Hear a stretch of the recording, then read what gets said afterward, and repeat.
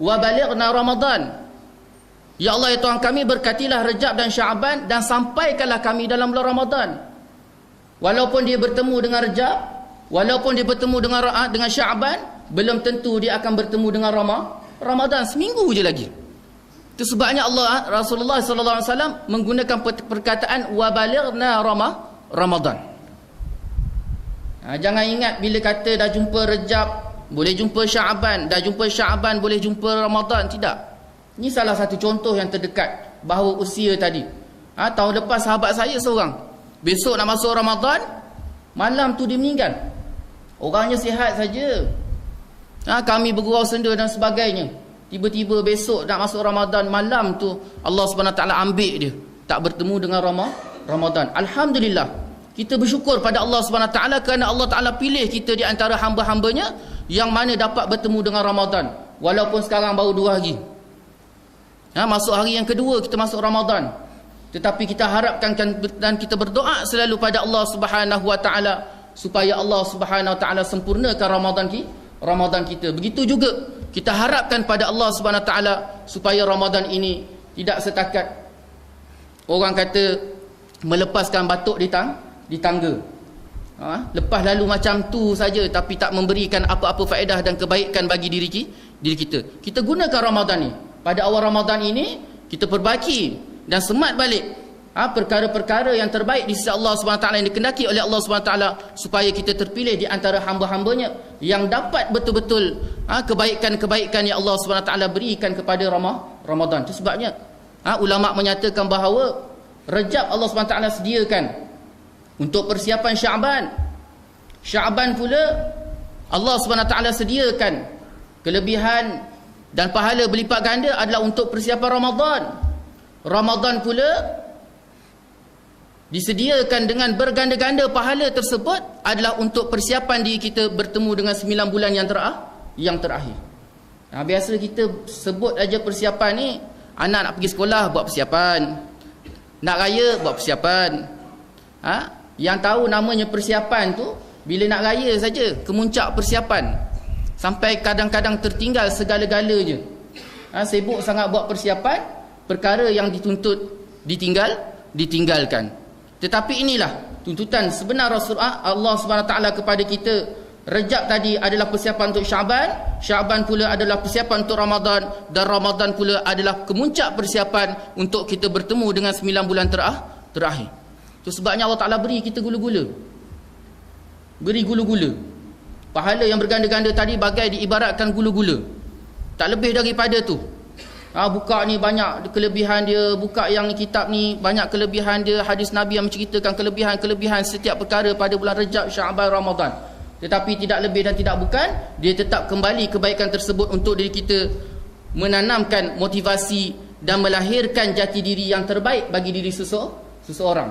Kita lihat satu firman Allah Subhanahu Wa Ta'ala. Masuk saja bulan Syaban, ustaz-ustaz dah sibuk dah. Baca ayat tersebut. A'udzubillahi minasyaitonirrajim. Bismillahirrahmanirrahim. Ya ayyuhalladzina amanu kutiba alaikumusiyam kama kutiba alal ladzina min qablikum la'allakum tattaqun. Wahai orang-orang yang beriman, telah difardukan ke atas kamu akan berpuasa sebagaimana yang telah difardukan ke atas mereka-mereka daripada sebelum kamu. La'allakum tattaqun, supaya kamu menjadi di antara mereka-mereka yang bertakwa kepada Allah SWT. Setelah mana Allah SWT mengkitabkan, memfardukan puasa kepada kita, lalu Allah SWT terus menerus menceritakan tentang tujuan kefarduan puasa tersebut. Bukan satu benda yang mudah. Kadang-kadang Allah SWT fardukan salat, natijahnya Allah Ta'ala tak sebut apa hasil dia, apa tujuan dia.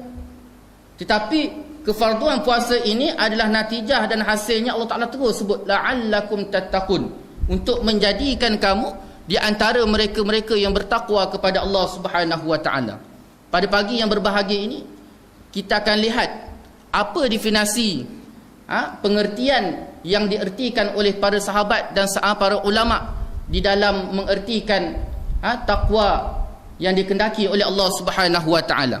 Yang pertamanya Sayyidina Umar Al-Khattab radhiyallahu anhu mengertikan Takwa itu ada takwa seumpama kamu berjalan penuh berhati-hati di dalam hutan yang dipenuhi dengan duri dan onak, agar tidak terpijak duri dan onak yang merentangi denai tersebut.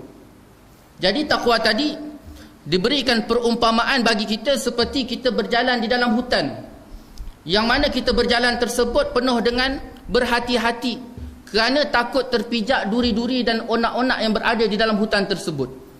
Itu pengertian yang diertikan oleh Sayyidina Umar Al-Khattab radhiyallahu anhu, yang mengatakan bahawa takwa tadi adalah perjalanan yang berjaga-jaga. Itu sebabnya khatib selalu sebut ittaqullah, ittaqullah, ittaqullah. Kita tahu khatib suruh kita bertakwa. Kita tahu bahawa inna akramakum indallahi atqakum. Sesungguhnya semulia-mulia kamu, Allah Ta'ala kata, adalah orang-orang yang bertakwa. Tak ada orang lain dah. Kaya macam mana, hebat macam mana, pangkatnya tinggi macam mana pun, Allah Ta'ala kata yang ada di sisi dia hanyalah orang-orang yang bertakwa. Tetapi sejauh mana pendekatan takwa terhadap diri kita? Sejauh mana kita faham terhadap kata-kata takwa tersebut? Itu sebabnya tiap-tiap minggu kita dengar ittaqullah, ittaqullah, ittaqullah, khatib ngajak supaya kita bertakwa kepada Allah Subhanahu wa taala. Definisi yang paling terdekat, fokus yang kita ketahui cuma setakat kita katakan menunaikan segala perkara-perkara yang diperintah oleh Allah Subhanahu wa taala dan meninggalkan segala perkara-perkara yang dilarang oleh Allah Subhanahu wa taala. Lebih daripada tu wallahu alam. Tak tahu. Itu sebabnya dalam istilah beribadah pada Allah Subhanahu wa taala ini, kadang-kadang kita sedih tengok ibadah di antara kita ni yang kata tuan-tuan saya saja sembahyang, ya sembahyang, tapi sembahyang tak membuahkan hasil. Inna salata tanha 'anil fahsya'i wal munkar. Sesungguhnya sembahyang itu dapat mencegah diri seseorang itu daripada melakukan kemungkaran. Ya, sembahyang, tetapi mungkar pun mungkar juga. Sembahyangnya sembahyang, tetapi perkara yang dilarang oleh Allah Subhanahu wa taala dibuat juga. Sembahyangnya sembahyang, tetapi benda-benda haram dibuat juga. Sembahyangnya sembahyang, syubhat, alah sikit-sikit je ustaz, kadang-kadang je.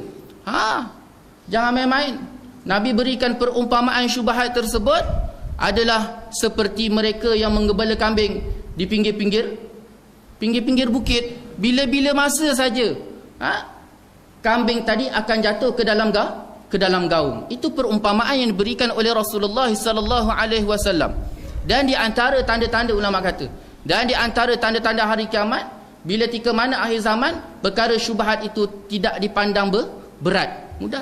Alah, ulama ni kata boleh, ulama itu kata tak boleh. Yang dikatakan syubhat ialah bila tika mana setiap perkara tersebut mengandungi dua hukum. Ada setengah orang kata boleh, ada setengah orang kata halal, ada setengah orang kata haram.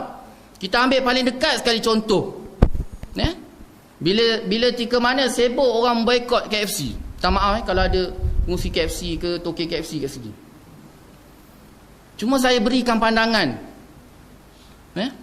KFC adalah di antara perkara yang menjadi syubhat di Malaysia.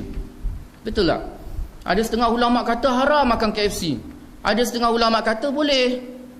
Jadi maka perkara tersebut termasuk dalam golongan syubhat. Nabi kata hindarkan, jauhkan daripada perkara syubhat. Kita lihat kenapa dia haram. Bila sibuk saja terjadi permasalahan di Palestin, KFC di antara permasalahan yang perlu diboikot. Kalau kita lihat dalam masalah boikot, ya boikot.